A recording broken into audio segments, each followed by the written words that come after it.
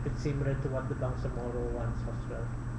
Actually, yung Bangsamoro, yung sinasabi na asymmetric relationship between the Bangsamoro entity and the national government, that's actually yung asymmetric in the sense that there is no other relationship within the country because we are not under a federal form.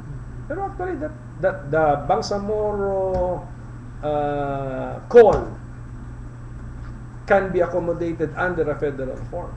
But it will not only be the Bangsamoro area, pati Region 5, Northern Ilocandia, Central Luzon, Southern Tagalog, lahat magiging federal state, magiging federal state. So ganun federal system, what then would be what would then be left to the national in terms of that can be clarified sa constitution na.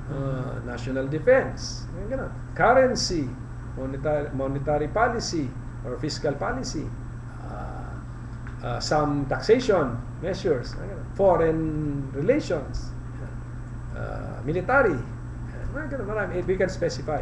Pero this time, klaro that the power belongs to the state governments. The national exercises only those given to it by the state governments. Similar to the US. Similar to the US.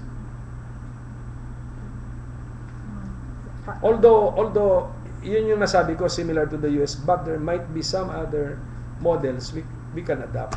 Basta importante, the party does not espouse any specific model. Basta federal form tayo, then mag-open ang debate dyan, whatever ating ma-adapt. There are other models to follow. Senator, with regards to that, karugtong po niyan, ito sa team ng charter change. How would you, other than the issue of federalism, what's your stand on the liberalization of ownership of, foreign ownership of companies' land? Okay, sana yung mga percentage of ownership allowed to businesses, wag na sana sa constitution yun. Lagyan na natin sa law so that we can change policy easily by law. Pati ba advertising companies nasa constitution pa. Ano pa ba yan? Media nasa constitution pa, ganyan. Pero patanggalin lang, ang aking point is tanggalin lang sa constitution so that it will be Congress which will now state the national policy. Okay? So there will be a law. This law can be in effect for 20 years and then nagbago na sitwasyon ng bansa, we can now change the percentage ownership. Mas madali kaysa sa amend the constitution. Pero pagdating sa amending the constitution to allow foreign ownership of land, I am sorry to say I'm against it. So kung yun lang ang dahilan, wag na. Let us not open the constitution. Can you elaborate, sir, bakit you're against foreign ownership? That would encourage investors.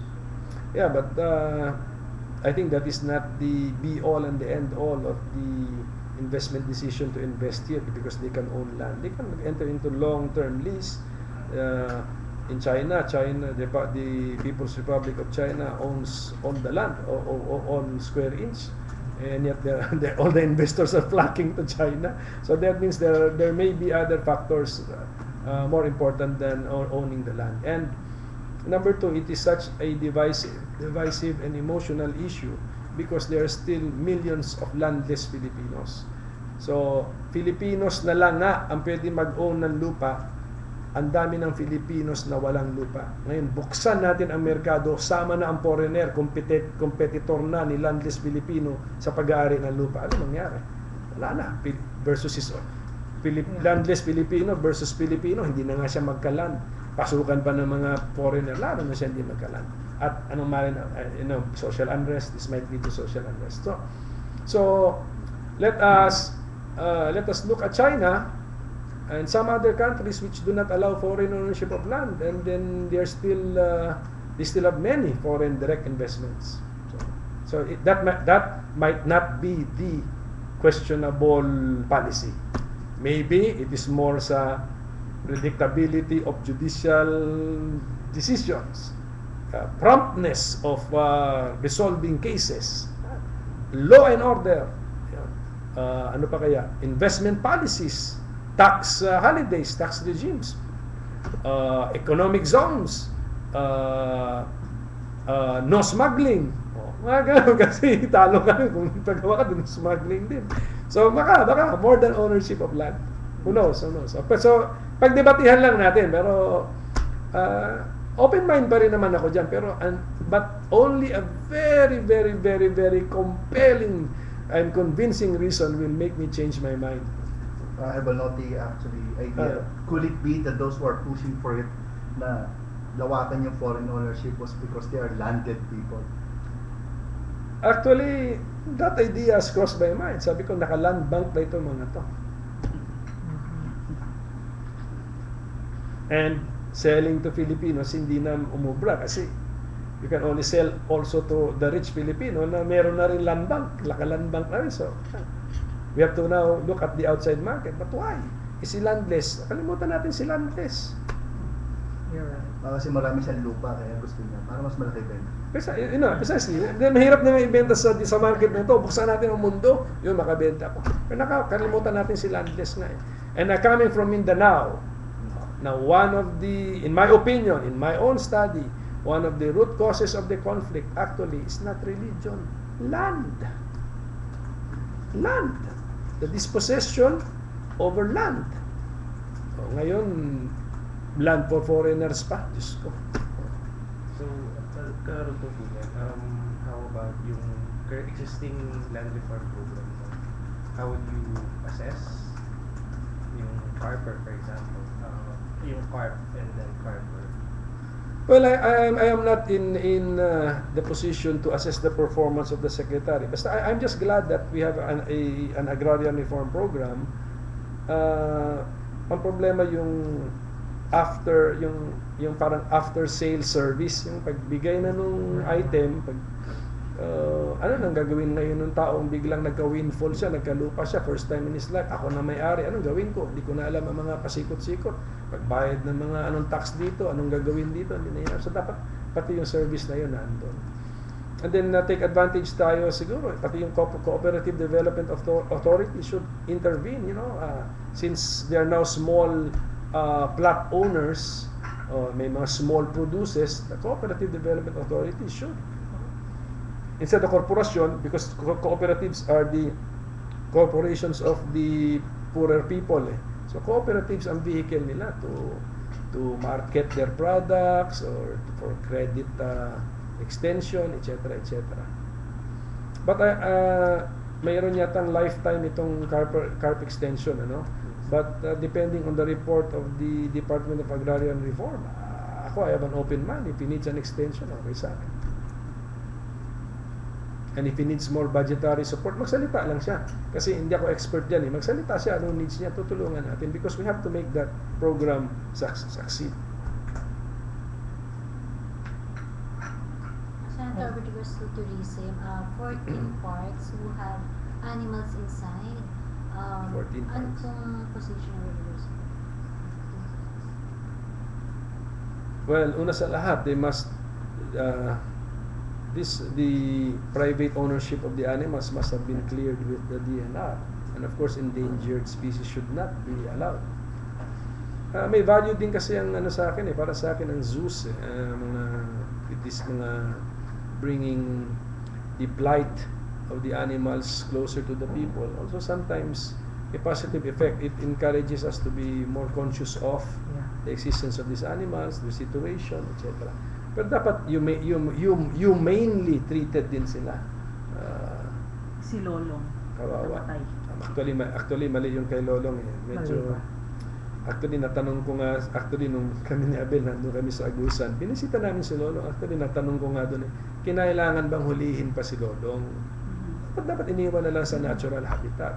Hindi daw kasi daw may mga tao. Sabi ko, tao lumayo kasi millions of years na nilang bahay yan Kung na-endanger ang mga tao, pero sino lumapit sa kanila? Tao Kasi sino may kayang mag-isip at lumayo? Tao. Hindi naman sila may kayang isipin nila na, nandiyan na pala mga tao, alis na tayo. Hindi nila kaya isipin yun. So, sayang. I mean,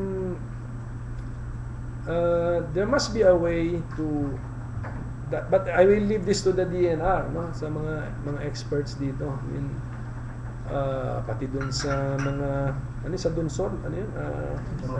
Butanding. Butanding, mga ganun. About the feeding of the butanding by human beings. So, yun na yung problema. So, let the experts have this policy na, we should live in harmony with these animals who are also our assets, and not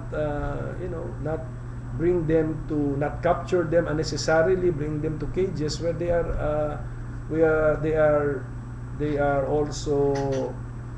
they become anxious. Nagkakaroon din sila ng mga high blood at saka pneumonia pa yata si Lolong dahil semento na yung nasa ilalim niya, hindi na doon pa yung mga ganun. Yung mga tarsier natin sa Bohol, ingatan natin. Kasi naka-cage din yung mga iba ron. Siguro, just enough to bring... Some of our advocates even criticize the swimming with the dolphins. It's not supposed to be though, because dolphins should not have human contact. Pati yun. Ganun Yeah, yan. even that. But that's Cebu also. sige, but that yung thesis statement kasi, I mean, that has to be checked. Sino naman yung nagsalita nun? Yun ang gusto ko malaman, no? Sino yung authority na nagsabi nun? Mga ganun. So, tingnan natin. We have some questions online. Yep. You have, Sonny, you start. Okay. In relation to kanina, Senator, dun sa you support math and science in education, may tanong si Jonas sa Twitter. Sabi niya is, ito ba ay hinangog po ninyo sa plataforma ni Barack Obama? Or it is something that... Kailan ba naging presidente si Barack Obama? 2008. Nung tumakbo ako 2007, kasama na yan sa akin, math and science. So nauna ako kay Barack Obama. Baka nag-online research si Barack Obama, nabasa niya yung ating programa. Okay. Actually, ito kwento ko kay sa math and science. Noong 2007, pagtakbo kong senador, yan ang aking plataforma, math and science. Yan, sa umpisa, math and science. Are you good at math and science? I'm BS Mathematics, and I have gold medals in math actually. Okay, so math and science. Yan ang aking programa. Walang nakikinig sa akin. Walang nakikinig sa akin, kaya I shifted my focus to local autonomy, support for Gawad Kalinga, support for the youth. Pero tinawag ko pa rin yung way back in 2007, this is the square root of development. Still using a math term. Pero doon ako nalungkot. That is what is unfortunate and what is sad. No? When candidates talk about math and science, nobody seems to listen to them. Samantala, we should strengthen yung R&D talaga natin. Correct. So, sige lang, because that's part of my commitment. If I get re-elected, this time with 6 years na kompletong termino bilang senador, tutukan na natin yung math and science na yan. And biased towards that, my son is studying in Philippine science. Good. And I heard that there are plans to sell yung mismong main campus. Mm-hmm. Really? What's your stance about it? Depends, why? Lilipat. Pero, di ba, lahat na tagig na. Di ba, we're for multiplying it. Tapos bebenta mo para pagsamahin sila sa tagig. Tingnan natin. Dapat explain yung overall plan. Mahirap yung ganun lang na benta. Let us listen to the overall plan. I think that is also the scientific way of answering your question. Let us see the overall plan. What is the purpose of the proponent? Jane, my question online for you. No, the question was from Kokoy. What are some of the bills that you authored which were passed in the 15th Congress? So ito na yon. Ito na. Ito na yon. We have this, meron na RA number ito. The law which for the first time establishes a non-geographic precinct. So ito yung outside of the box thinking nitong law na ito. Kasi precincts are geographically determined. But this is the law which will authorize the COMELEC a non-geographic precinct. Precinct for persons with disabilities and senior citizens. Pero yung senior citizens, hindi automatic doon kung gusto nilang sumama doon. Because where will this precinct be located? Near the entrance of the voting center, at the ground floor, with assistors, yung tutulong, and hindi ko lang ma-picture what devices, and assistive devices to help persons with disabilities. So, iba-ibang disability, kaya Yun, basta binigyan namin ng flexibility ang COMELEC. If you can afford assistive devices in addition to assistors. This one. Mandatory biometrics registration. Oh. Actually, the new registrants are not anymore affected by this one. This law reaches back to those registered before 2007, around 8 to 9 million of you, unless pina-update mo na yun sa'yo. Nagpa-biometrics. Ayos ka na. But meron pang 8 to 9 million na hindi pa. And by 2016, we will try to incorporate the biometrics data in the machines, in whatever machines we will use. So dapat yung 8 to 9 million ma-reach na so that they will update their registration. So when you're talking about biometrics in the machine, you're talking of the PICOS machine?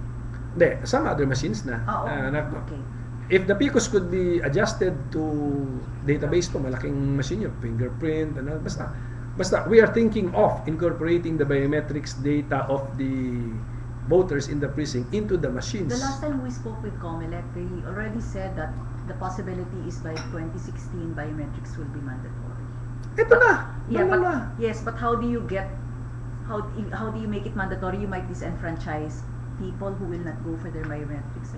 Yeah, the old registrants. The old and this is registrants actually the legal basis so that they will not be able to vote. Precisely, we need your help to disseminate. That's why Right. it will be that's why we need that 8 to 9 million, but may procedure kasi. COMELEC sends them a letter, COMELEC publishes gives them time, then ganun. Dapat lang. Otherwise, kung hindi, wala. We will not be able to incorporate biometrics sa machine kung we will not mandate people to update their biometrics registration. What about sending their vote through mail? Like ginagawa sa Amerika, they send it by mail. Oh, but why? But why? I think that would be more convenient. Email, halimbawa. We're not ready for Hindi that pa, yet. ang internal controls ng email for We're not ready. Kahit sa abroad, din natin pinayagan. Ito, kwento ko to sa inyo mamaya pagdating dito sa isa. Okay. Absentee voting for members of media. Pwede na ito. Outside of the box thinking dito, ang absentee voting actually available only for government employees. Soldiers, police, teachers. Yeah. We included media practitioners, so private people there. Yun ang outside of the box thinking dito. Why? Because among the private sector employees, they're the ones closest to performing governmental functions, especially during election day. Sila tagadala ng balita sa election day. So, pinayagan natin na yun sila. That's already ang law, mayroon ng number. Foster Care Act, ito yun. But ito I specifically asked Pia Cayetano, the main author, to make me a co-author because I believe in adoption, adoption, not abortion, adoption. So, yan po. And this strengthens adoption because this is the step before adoption. Yeah. Ito Senate Joint Resolution number 17, together with Senator Frank Drilon, with the force of law, we mandated COMELEC to conduct a general registration of voters in arm. Tapos na ito, meron tayong sariling rito, Ron? Ito. Yan yun. 300,000 votes ang nabawas sa arm. Kita mo, no? Ang laki niyan. No? It can affect senatorial, it can affect even the local, and then it will affect the 2016 kung sakali. 300,000 votes. Natanggal because of this one. In less than a year in office, nakapasa na po ako ng batas. Kaya nga, na-realize ko, if there is a will, there is a way. Nagawa namin eh. So yan, and then First na maging na 102,000. And then, ito, pending signature pa pasado na sa Congress, pending signature ni President Aquino. Amending the Overseas Voting Act. Outside of the box thinking dito, yung overseas absentee voting, hindi na po yan ang tawag ngayon. Overseas voting na lang. Because some of them actually are not absentee voters. Taga doon sila eh. Taga doon sila. Taga permanente silang naandun. Why do we call them absentee voters? Because ang real absentee voter is somebody who is registered in a precinct but on election day is somewhere else. That's why we are allowing that absentee voter to vote. Kasi registered voter siya. But some overseas Filipinos are not somewhere else. They are in their place of registration. So, binago na po natin ang concept dito. Overseas Voting Act na po ito. Ang tawag natin, hindi na overseas absentee voting. Tinanggal na rin natin yung affidavit requirement. Kasi dati may affidavit si immigrant, si Filipino immigrant, bago siya mag-register, mag-affidavit siya. I will return to the Philippines within 3 years from signing this affidavit before he will be allowed to register. Ang daming ayaw mag-register. Sabi nila, I will be lying. Oh, I will be lying because I have no plans of returning. I live here. Tinanggal na natin yun because it's not absentee voting. It is real, it's an overseas voting. Right. Oh. Pero joint yun, may absentee doon, real absentee because si seafarer, si OFW, totoo namang absentee. But si immigrant o si dual citizen na doon nakatira, hindi absentee yun. Okay, so overseas voting system. Absent from the Philippines. And then meron pa tayo because yung isa ko kasing committee is the Games, Amusement and Sports. Kaya ito, meron tayong professional Filipino athletes retirement and other benefits law. Yung nag-world champion ka, you bring honor to your meron kang stipend or burial benefits or health, etc. But still pending signature of the president. So, according to the research of my staff, there were 26 bills signed into law, of which 5 are mine or with my hard work and contribution, and then if the 2 get signed, magiging 7 out of 28 for a 25% contribution in 1 year and 6 months. Not bad, sabi ng tatay ko. Who is a veteran legislator. So we can look forward to pushing also some of the bills we want. Yeah, yung Can we talk to sinabi you? ko, ito mga sinabi ko rito. Actually, wala pa naman tayo pinag-usapan na lumabas dito sa aking legislative agenda. It's in your website. I saw some of them. Some of them are really good. Center with regards to Lina law. Yung sa paglilipat yan, ano? Basta number 1, humanely treated. Number 2, ready na yung relocation site for habitation of human beings. Not of para linipat mo lang sila doon na bahala na kayo diyan. Dapat rin. I think that is really the spirit of the law. Kayong mga informal settlers, okay? Wala na kayong choice, ililipat kayo. Okay, pero yung paglilipatan ninyo, dapat handa na tirhan din ng taong bayan, ng human being, ng tao, humanely. Meaning to say, dapat may daan, may drainage, may tubig, may transportation to and from, may ilaw sa daan, may security, may sense of security. So, yun yung essence ng Lina Law. And wala na akong reklamo sa literal terms niya. It's actually only in the implementation. Doon na lang nagkakatalo. Okay, some other questions. You have young children, so Yeah, I have an 8-year-old and a 3-year-old yeah, son. I saw the picture. They're campaigning for you. They enjoy going with you. Or They you bring them? went with me once in Bacolod City. Pero right now, wag na muna.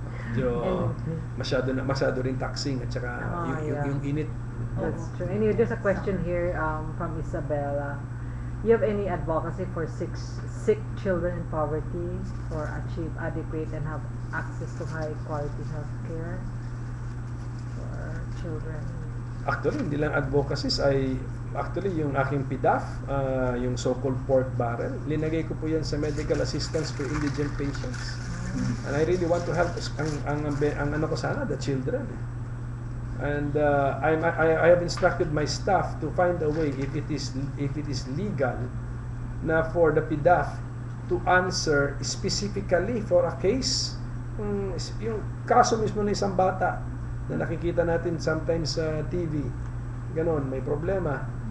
Kung pwede sanang ito mismo, yung kaso niya, i-charge na mismo sa fund so that magamot na siya.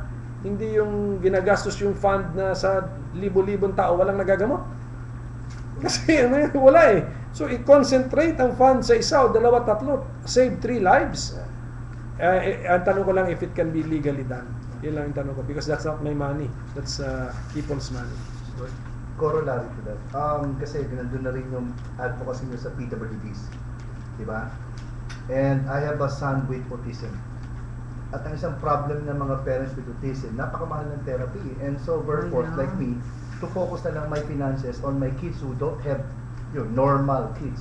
Para later on na lang, they'll take care of him. Pero I felt na I somehow shortchanged my son. Kaya lang, sobrang mahal ng Sobrang mahal. So how, is there anything in the works about this, yung sa mga PW, children with autism? And then, in the first place, we will consider children with autism as part of PWD. Yan din ang linapit sa... PWD, Yeah. okay. Because not only physical ito eh. Yeah. Yun ang pinag-usapan namin doon after the inquiry debate. May lumapit na nga sa akin. Sabi ko, yes, tama po yan. Kiko-consider po natin yan. But you have to tell me from experience ano pa magawa natin. I know syempre yung gastos but there must be a way to sa general health na yan health cost. So how to keep the health cost down, the medicine cost down. Training more therapists. Mas mahal kasi Part na yun sa empowering. I think one of the idea would be to help parents get empowered by subsidizing yung education ng mga parents. Kasi On how mga to- parents on how to nagsariling deal? aral na Uh-huh. Hindi na umasa sa therapist para hindi sila talib sa pera sa therapist Kasi therapist can really charge higher Right. talaga. So, may mga parents sila na mismo nag-aral. right. So pwede executive program na yan, pwedeng Department of Health, pwede. Ilagay na lang natin yan. Actually, yung mga ganyan sa budget process, pwede na nga yan, hindi na kailangan separate law. Kung of course, pero hindi naman namin kabisado yung buong situation ng buong bansa but if brought to our attention in the budget process, we can insert a specific program for that in the budget of the DOH. Pwedeng gawin. But at the same time, let us study the Canadian model kung paano nila, how they are able to keep the cost of medicine down. Because by bulk ang purchase nila, centralized purchase. Sa atin, centralized purchase, but we are not achieving the purpose of centralized bulk purchasing, which is supposed to be to keep the cost at the lowest possible level. Senator, how about legislation of more parks in the Philippines? Parks? Yes. Yeah, gusto ko rin yan.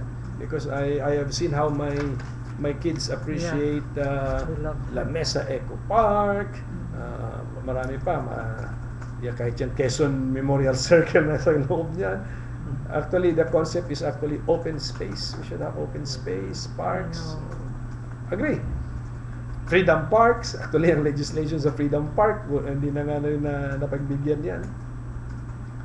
There's a follow-up I question. agree, but pwede sigurong ipasa na lang natin sa local government siguro. Mas kabisado nila yung locality nila. So They know what's the open maybe space. that's a good one, and an amendment to the local government code mandating a park. Then we have to describe what the park is, what it should contain, how large it should be, and how safe it should be. Another question, Senator. Online question. Pakinote mo nga ron, maganda yun. Yes, sir. Sa local Would you code. consider daw transferring the capital from Manila elsewhere than magulo na raw sa Manila? Manila is a danger zone. Ano ba yan? Siguro we can decentralize in the sense that we have a judicial capital, we'll have a legislative capital, and we can have the administrative capital. So let Metro Manila remain to be the administrative capital, meaning to say the executive branch dito.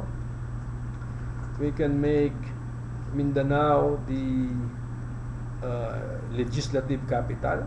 We can make Visayas the judicial capital. Tingnan natin, pag-aralan po natin. I'm open to that, no?